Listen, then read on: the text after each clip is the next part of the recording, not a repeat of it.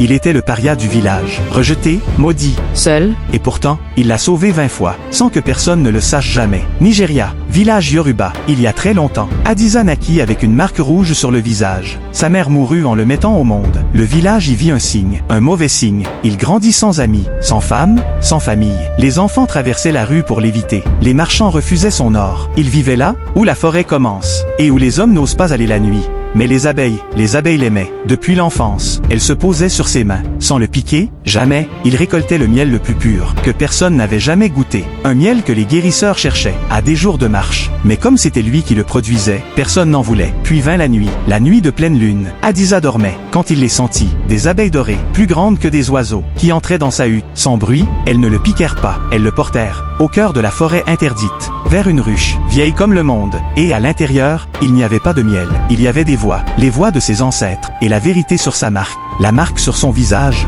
n'était pas une malédiction, c'était un sceau. Il était le gardien d'une connaissance médicinale ancienne, capable de guérir ce que les hommes ne comprenaient pas encore. Il guérit en secret. Anonymement, il posa ses mains sur des enfants fiévreux, sur des mères mourantes, sur des guerriers brisés, mais il ne put jamais révéler la source de son pouvoir. C'était le prix. Et il mourut seul, comme il avait vécu. Le village qu'il avait sauvé 20 fois ne sut jamais son nom. Retiens ça, les dons les plus grands sont souvent portés par ceux que la société rejette. Ce que tu appelles une malédiction est peut-être ce qui te rend irremplaçable. Et la personne que tu méprises aujourd'hui est peut-être celle qui te sauve, sans que tu le saches. Alors dis-moi, dans ta vie, qui as-tu jugé trop vite? Écris son prénom en commentaire. Partage cette histoire. Quelqu'un en a besoin aujourd'hui. Abonne-toi. Sankofa Stories. Les vérités oubliées de l'Afrique n'ont pas fini de parler.